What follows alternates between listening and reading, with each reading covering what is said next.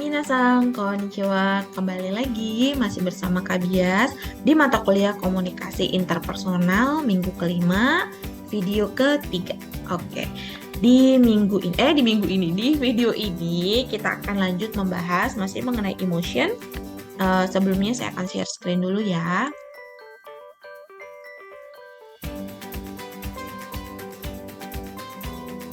Oke.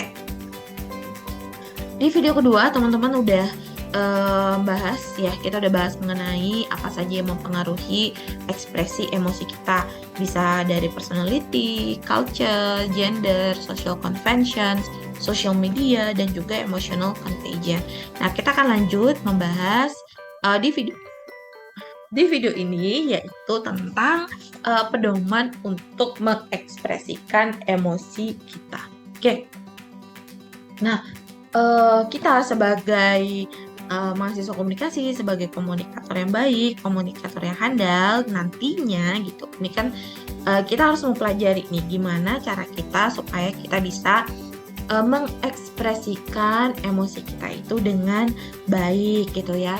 Tidak sekedar meluapkan begitu saja, tapi ada guidelines-nya nih, ada pedomannya nih. Oke.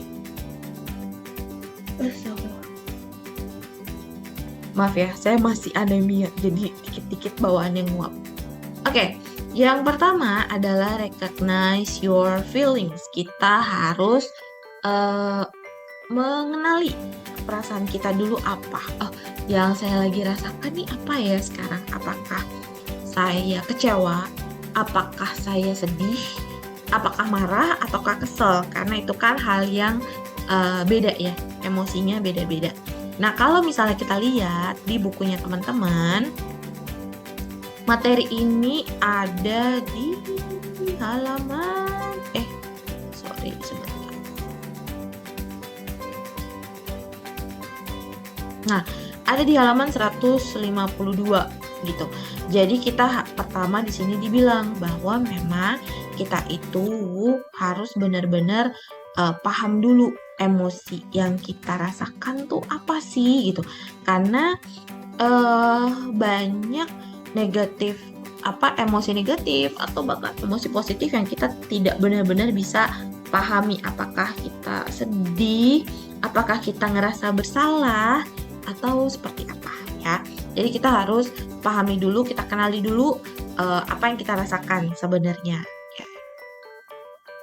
Kemudian yang kedua, kita harus mengenali perbedaan antara merasakan, berbicara, dan acting itu reaksinya gitu ya, bersikapnya atau berperilakunya itu gimana.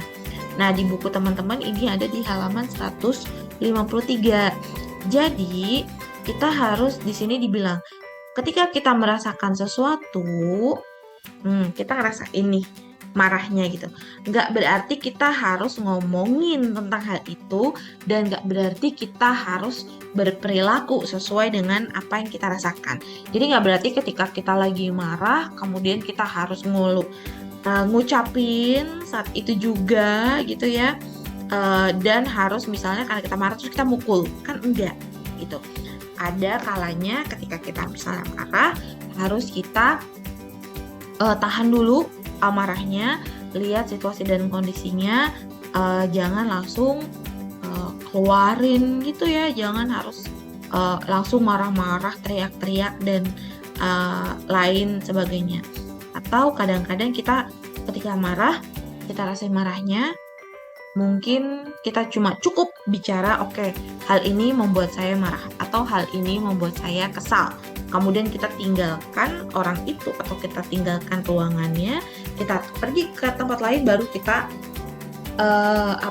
ungkapkan amarahnya gitu, kita keluarin marahnya, kita bejek-bejek sesuatu gitu misalnya kayak gitu, atau misalnya kita pukul-pukul bantal. Yang penting emosi negatifnya keluar, tapi bukan berarti kita keluarkan langsung di depan orang lain. Terus yang ketiga yang harus kita pahami untuk kita bisa mengekspresikan emosi kita dengan baik adalah kita expand emotional vocabulary atau kita mengembangkan kosakata emosi kita. Jadi supaya kita tahu, jangan cuma sekedar marah itu marah yang gimana gitu. Kalau misalnya ngerasa nervousnya itu gimana gitu. Karena akan beda gitu. Apakah kalian ketika senengnya seneng banget, atau oh ya saya merasa terpuaskan misalnya, atau saya merasa nyaman gitu, atau memang kalian senang sampai bisa tersenyum lebar, atau kalian senang sampai rasanya tuh estetik banget, rasanya tuh kayak wah luar biasa banget. Nah jadi itu yang harus kita pahami, bahwa penting bagi kita untuk mengenali emosi kita, dan supaya kita tahu maka vocabulary emosi kita juga harus kita tambah. Nah di buku teman-teman itu ada tabel 5.1 yang di sana dia membahas ya, atau bikin list terkait emosi manusia yang biasa kita rasakan. Sini banyak banget nih, nggak cuma sekedar ya seneng, sedih, marah, nggak cuma itu, tapi banyak banget. Oke, teman-teman bisa baca ya di bukunya halaman 154. Saya juga masukin sih di slide PPT. Oke, kemudian teman-teman juga harus bisa share multiple feelings. Nah, maksudnya apa? Nah, ini ada di buku teman-teman halaman 155 ya. Kadang-kadang perasaan yang kita rasakan atau perasaan yang kita ekspresikan bukan cuma sekedar satu perasaan doang. Nah, misalnya gini, teman-teman ngalamin satu kejadian di mana teman-teman itu dikritik sama orang yang teman-teman paling deket lah istilahnya, entah itu orang tua atau sahabat dan lain sebagainya. Nah, cara mereka mengkritik itu ternyata sangat nyakitin buat kita, misalnya buat teman-teman. Jadi bikin kita tuh aduh, bukan sampai rasanya tuh sakit banget di hati gitu ya. Nah, ketika kita merasakan itu, apakah yang kita rasakan hanya sedih? Apakah ada rasa marah di sana? Apakah ada rasa kecewa karena kok misalnya bisa-bisanya orang yang paling kita percaya justru yang bikin kita makin atau bisa mengeluarkan kata-kata seperti itu misalnya gitu. Jadi jangan cuma coba perhatikan kembali perasaan teman-teman, emosi teman-teman, apakah benar hanya marah doang atau ada emosi lain. Nah, kalau ada emosi lain itu juga harus disampaikan.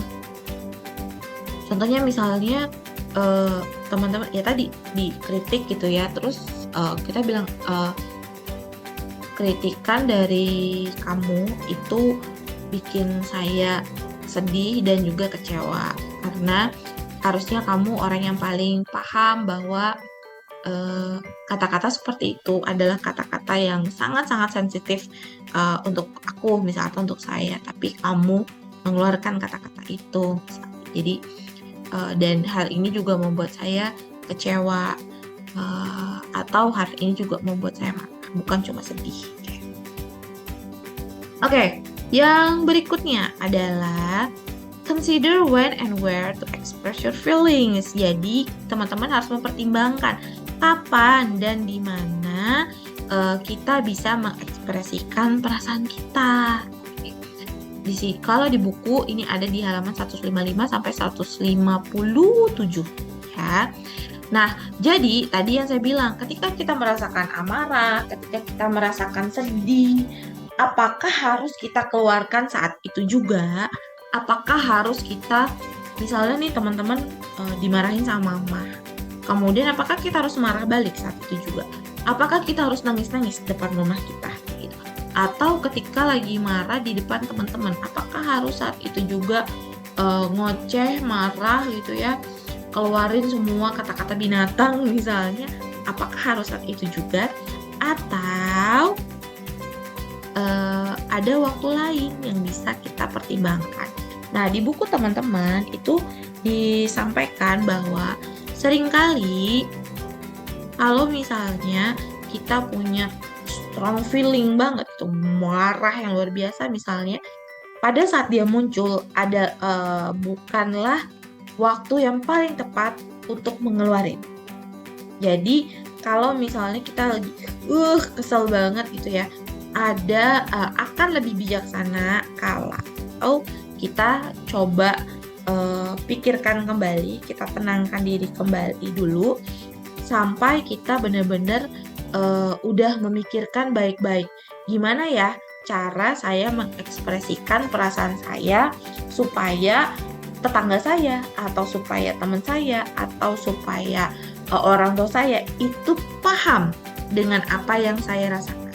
Kalau misalnya saya langsung marah saat ini ketika mama saya juga lagi marah, kira-kira apakah mama saya paham ya kalau apa yang mama katakan itu juga membuat saya sakit atau membuat saya marah dan lain sebagainya. Jadi selalu pertimbangkan kapan dan di mana kita mengeluarkan atau mengekspresikan emosi kita. Kemudian kita juga harus accept responsibility for your feelings. Kita harus menerima tanggung jawab dari apa yang kita rasakan. Materi ini ada di halaman 157 sampai 158 ya. Di sini dibilang bahwa kalau misalnya kita mengeluarkan amarah kita bilang misalnya kita bilang ini, lo bikin gue marah ya, lo nyakitin gue. Nah, itu hati-hati dengan akibatnya. Karena kalau kita bilang lu atau kamu atau ini, itu kan berarti kita nunjuk orang lain, dan ketika kita nunjuk orang lain, bisa jadi dia akan merasa dituduh, bisa jadi dia akan merasa dijudge. Ada baiknya ketika kita mau mengeluarkan emosi kita menggunakan kata-kata saya merasa sakit, saya merasa marah, saya merasa sedih, gitu. Dibandingkan kita bilang, lu bikin gue sedih, gitu. Lu bikin gue marah. Nah, kemudian kita juga yang yang berikutnya yang harus kita lakukan 1, 2, 3, 4, 5. Yang ketujuh sekarang ya, kita harus mindful of communication channel. Kita harus perhatikan, kita harus lihat lagi ini channel komunikasinya apa, cocok atau enggak untuk digunakan. Misalnya, apakah kita mengeluarkan emosinya secara langsung, atau kita mengeluarkan emosinya lewat komunikasi yang termediasi, lewat Facebook, lewat WhatsApp, atau lewat video call, atau lewat apa. Nah, itu kita harus hati-hati juga. Misalnya, kalau kita lagi marah sama orang, kemudian kita kirim ke WhatsApp gitu, kita ambil handphone, ketik di WhatsApp, terus kita semuanya pakai huruf kapital, misalnya kayak gitu.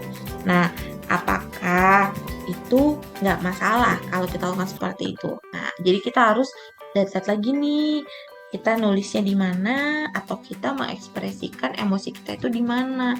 Kalau kita ekspresinya di sosial media harus seperti apa, kalau kita ekspresikannya secara langsung harus gimana. Sama ya, tapi kita harus perhatikan juga, ada baiknya ketika kita merasakan perasaan yang sangat sangat besar gitu ya, sangat strong, sangat kuat, jangan saat itu juga langsung di speak out, jangan saat itu juga langsung dikeluarin, langsung posting, langsung marah-marah, langsung telepon. Pikirkan dulu gimana caranya mengekspresikan dengan lebih baik supaya apa yang mau kita sampaikan itu benar-benar bisa diterima dengan baik oleh lawan bicara kita. Oke. Nah, ini tadi tabelnya sudah saya pindahkan juga ya di dalam slide. Jadi teman-teman juga bisa lihat di dalam slide. Nah, oke. Yang berikutnya, gimana sih cara kita memanage emosi kita? Yang pertama, kita harus pahami ada 2 jenis emosi. Emosi yang pertama adalah facilitative emotion, di mana ini emosi ini sangat berkontribusi dalam untuk memberikan fungsi yang lebih efektif. Oke, ada juga yang namanya debilitative emotion. Nah, ya ini justru sangat-sangat tidak fungsional emosinya, tidak baik untuk kita rasakan atau kita keluarkan. Bedanya apa sebenarnya? Fasilitatif sama debilitatif ya marah ya marah, sedih ya sedih gitu. Yang membedakan apa? Yang membedakan yang pertama adalah intensitasnya. Oke, jadi kalau misalnya kita ngerasain sedih gitu ya, atau kita ngerasain kecewa gitu, teman gue atau pacar gue datangnya telat nih gitu, telatnya misalnya setengah jam, kemudian ketika kita tahu dia telat, kita ngerasain ya dia telat sih padahal udah janjian gitu kan ya. Nah, kalau itu adalah sesuatu yang wajar kita rasakan ketika kita tahu teman kita telat atau pacar kita telat, kecewa gitu kan, karena harus nunggu. Nah, kalau kecewanya itu sebentar dan ketika dia sudah datang, kita udah bisa balik normal lagi. Oh, akhirnya dia datang gitu ya, bisa senang lagi, atau bahkan kita bisa nanya sama dia, kenapa telat, ada apa di jalan, are you okay, dan lain sebagainya.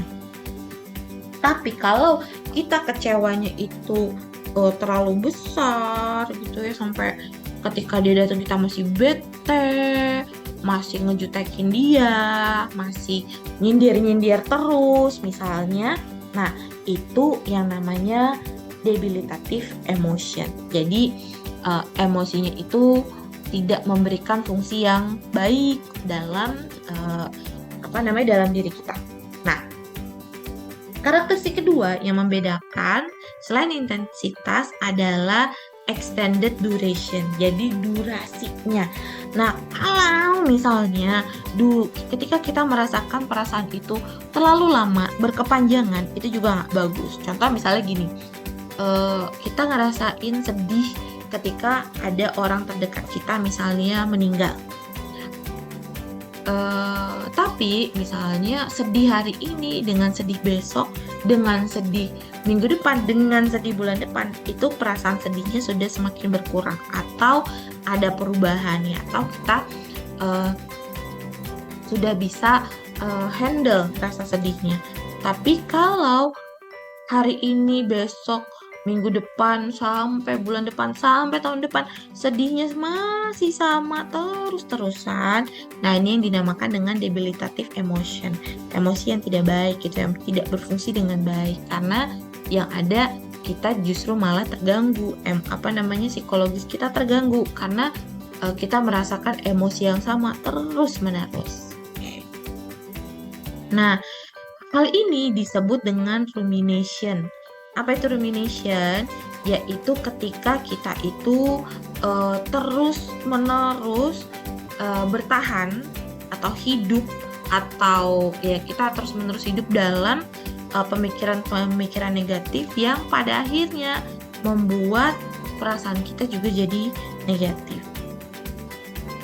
Jadi karena misalnya kita kecewa gitu ya sekali sama pacar kita karena dia datangnya telat, terus kemudian kita masih ngerasa kecewa lagi, aduh ntar besok dia telat lagi, gue kecewa nih dia pernah telat, aduh besok juga janjian, ntar dia telat lagi nggak ya, kemarin kan dia telat, aduh ntar gimana ya. Nah, itu yang namanya rumination. Ini tidak baik untuk dilakukan karena ujung-ujungnya bisa membuat kita merasakan debilitative emotion itu tadi.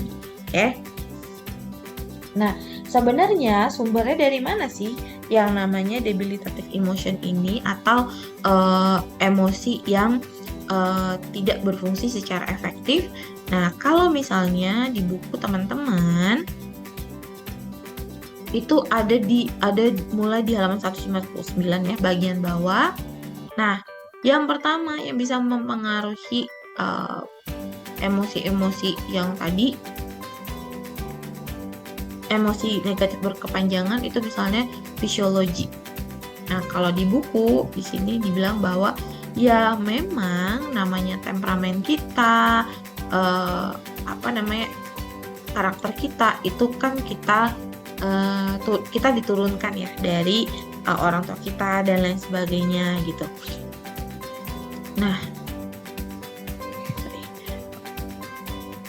Nah, ketika misalnya kita terus-terusan gitu ya ngerasain hal negatif, nah itu juga akan sangat dipengaruhi sama fisiologi kita. Tapi nggak berarti ini nggak bisa diubah ya.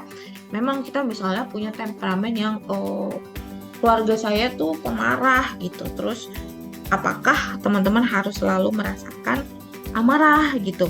Apakah amarahnya harus terus-terusan disimpan? Kan enggak juga ya. Nah, yang berikutnya yaitu emotional memory. Oke.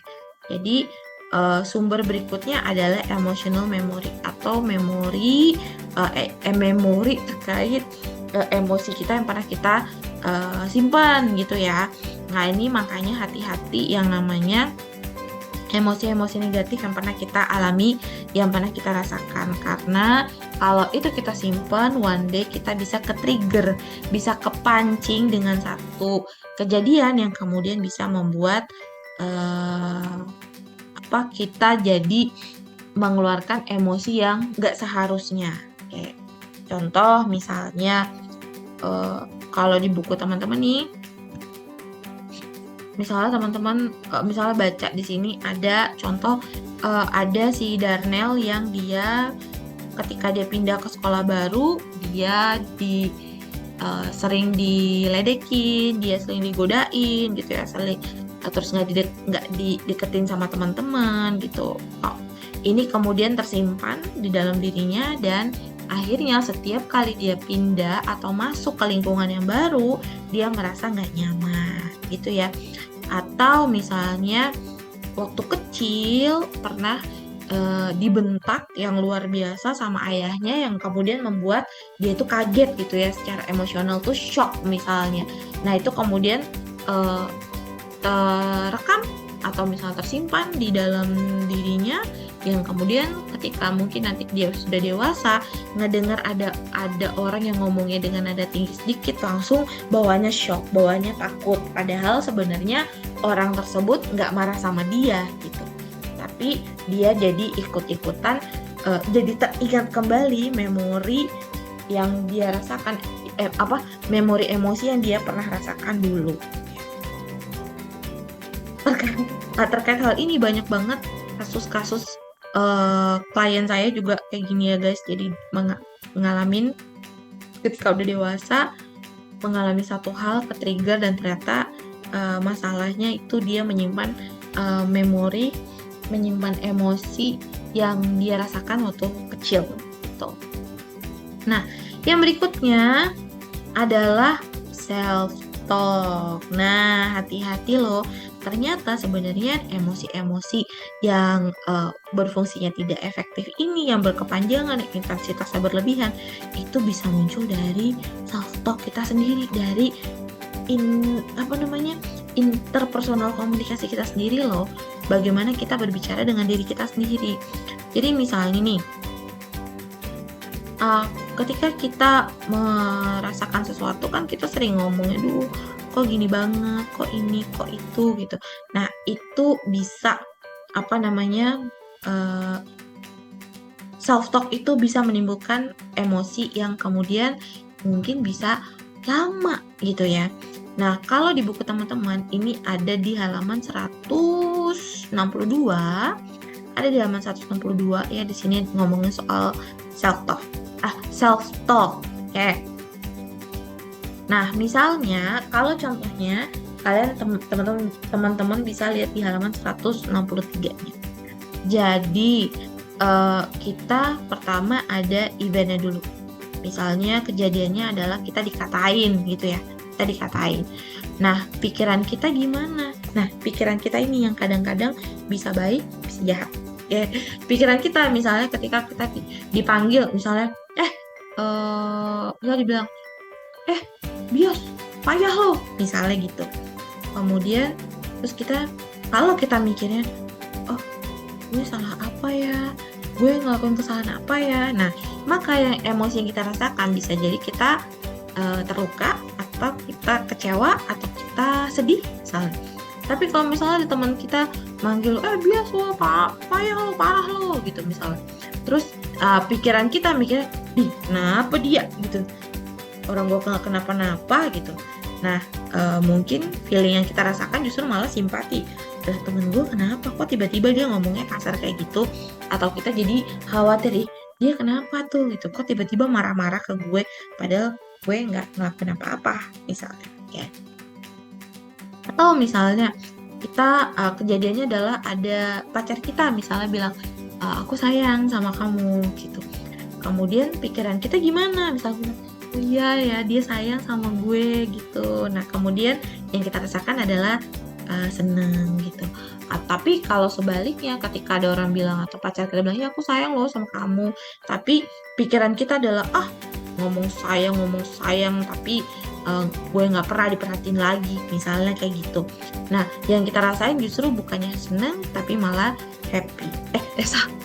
Bukan senang tapi malah marah, malah happy, malah marah. Nah, jadi hati-hati dengan self talk kita ya. Apa yang kita pikirkan itu sangat-sangat bisa mempengaruhi perasaan kita. Nah, yang kemudian, irrational thinking and debilitative emotion. Nah tadi kaitannya dengan pikiran kita gitu kan ya. Banyak perasaan-perasaan atau emosi-emosi yang debilitatif itu muncul karena kita menerima irrational thought, pikiran-pikiran irasional. Kita menyebut pikiran-pikiran irasional itu sebagai fallacies ya, fallacy. Oke. Ini mungkin akan keluar di dalam UTS teman-teman, jadi tolong perhatikan, oke? Jadi yang namanya pemikiran-pemikiran irasional kita sebut sebagai falasi. Okay. Nah, falasi-falasi ini yang bisa sangat mempengaruhi self-talk kita tadi. Kayak ada 7 jenis falasi. Yang pertama adalah the fallacy of perfection. Oke. Kalau di buku teman-teman, ini ada di halaman 164 ya.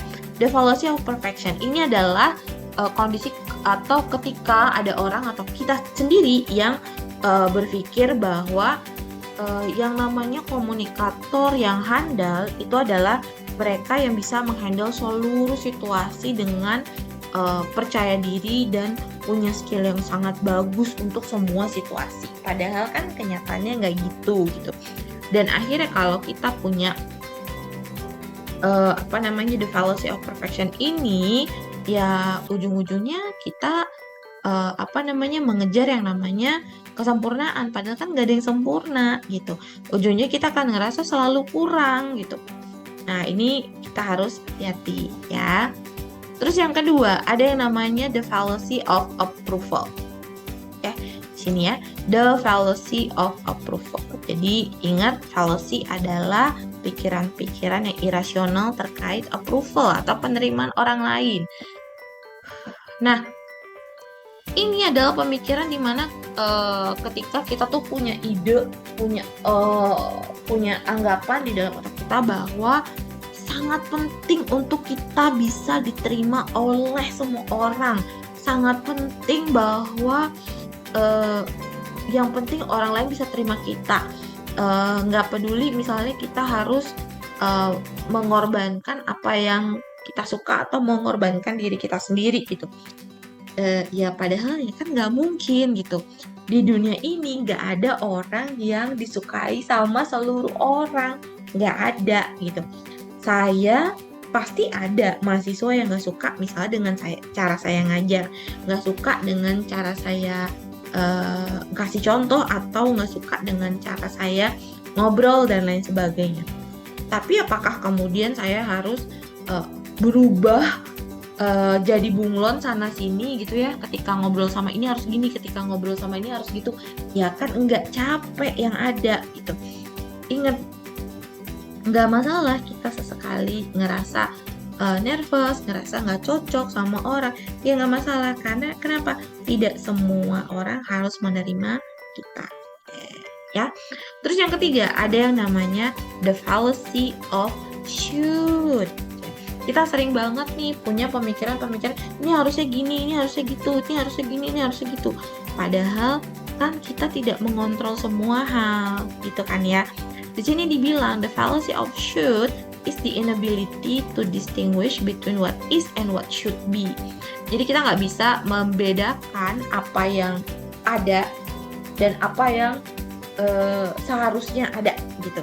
Kita misalnya kita bilang, ini harusnya nggak hujan nih sekarang nih, ini kan udah akhir Februari misalnya. Loh, ya nyatanya hujan gitu, terus mau apa gitu. Banyak orang yang kadang-kadang nggak bisa membedakan gitu ya, dan nggak bisa menerima, selalu berpikir harusnya. Padahal kita tidak bisa mengontrol semua hal. Kemudian, yang keempat, ada yang namanya the fallacy of overgeneralization. Jadi kita mengeneralisasinya itu terlalu berlebihan gitu ya. Yang pertama, misalnya kita mengeneralisasi meskipun evidence-nya tuh kecil banget, buktinya tuh kecil banget gitu. Misalnya cuma sekali nih pacar kita datangnya telat gitu, terus kita bete, kemudian pas kita datang, kamu mah telat mulu gitu. Padahal lah, ini baru sekali telatnya gitu. Kemarin-kemarin justru gue kok datang lebih cepat, atau kemarin-kemarin gue datang tepat waktu kok gitu. Atau hanya karena nggak bisa jawab satu hal, terus kita jadi mikir sama diri kita sendiri gitu, tuh gue bego banget sih, tuh gue malu-maluin sih gitu. Nah itu hati-hati ya, itu namanya the fallacy of overgeneralization. Jadi kita punya pikiran-pikiran irasional di kepala kita yang kita mengeneralisasinya itu terlalu berlebihan, cuma gara-gara satu hal, kemudian kita langsung bilang, aduh gue bego, aduh gue nggak bisa, aduh kamu orangnya suka telat, aduh kamu mah begini, aduh kamu mah begitu. Padahal kejadiannya cuma satu. Atau kalau yang kedua, tipe yang kedua adalah ketika kita melebih-lebihkan hasil gitu. Karena satu kejadian terus kita ngomong langsung bilang, lu mah kayak gini nih, jadinya jelek banget, padahal nggak segitunya juga gitu kan. Jadi kita hati-hati, tidak boleh mengeneralisasi terlalu berlebihan. Lalu yang kelima, ada yang namanya the fallacy of causation, yaitu ini adalah berdasarkan kepercayaan irasional bahwa emosi kita itu dipengaruhi oleh orang lain, bukan hanya dipengaruhi oleh orang lain dibandingkan oleh diri kita sendiri. Kan tadi kita udah ngomongin soal self talk ya. Orang bisa marah-marah ke kita, tapi self talk kita gimana? Omongan kita ke diri kita sendiri gimana? Misalnya, oh ya dia marah karena memang gue melakukan kesalahan gitu.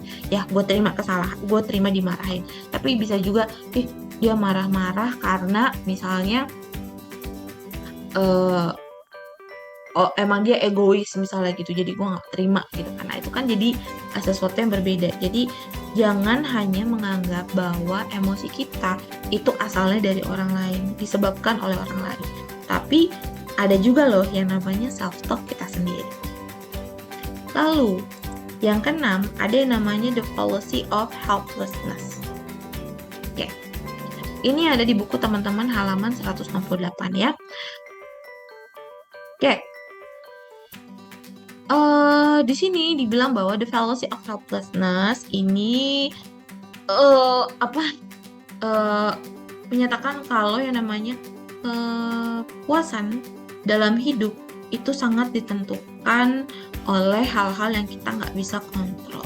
Betul, ada hal-hal, tidak semua hal itu bisa kita kontrol, tapi ada toh yang masih bisa kita kontrol. Misalnya gini, aduh gue nggak bisa bahagia nih soalnya gue cuma dapat uang jajan dikit doang nih dari nyokap gue gitu. Ya oke, kamu misalnya nggak dapat uang jajan yang cukup dari nyokap misalnya, dan itu membuat kamu tidak happy.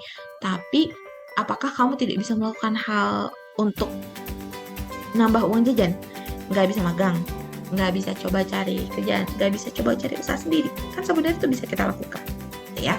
Jadi ada orang-orang yang kadang ngerasanya tuh helpless, ngerasanya tuh kayak gak ada yang bantu gue sendirian.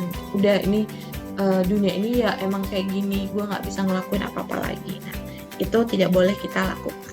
Oke, yang berikutnya adalah the fallacy of catastrophic expectation. Ini juga sama, ada di halaman 168 ya. Nah, ini ada kaitannya juga dengan self-fulfilling prophecy. Kalau misalnya kita sering punya pikiran wah nanti bakal begini, wah nanti bakal ada kejadian ini, wah nanti ada akan kejadian buruk, nanti mereka akan marah nanti.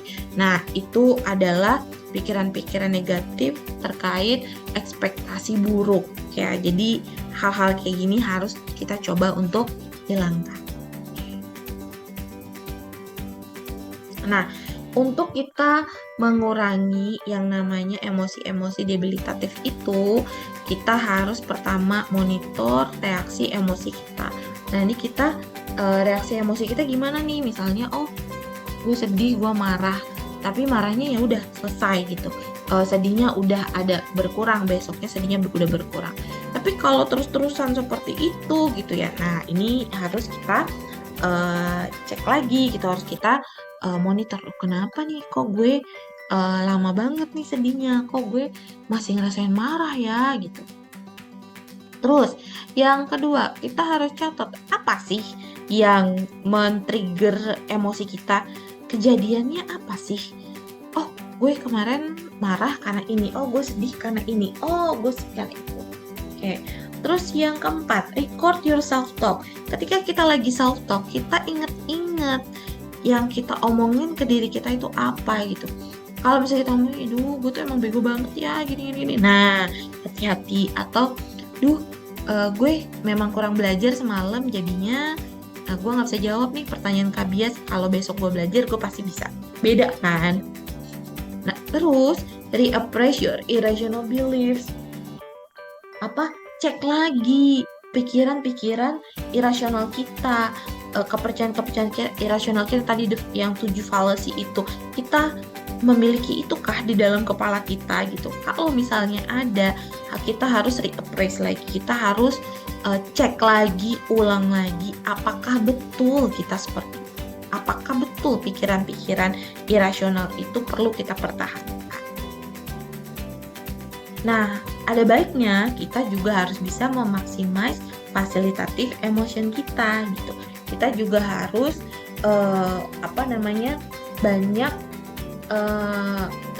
lebih banyak fokus pada emosi-emosi yang positif, emosi-emosi kita yang memang membuat kita lebih baik. Kenapa? Karena ini akan sangat mempengaruhi bukan cuma sekedar emosi kita, hubungan kita, tapi juga kesehatan tubuh kita. Nah, semoga teman-teman paham dengan materi hari ini. Kalau ada pertanyaan, teman-teman boleh ajukan teman-teman boleh ajukan di forum, atau boleh juga ajukan pada saat kita ketemu di kelas. Oke, sampai ketemu di pertemuan berikutnya. Dadah.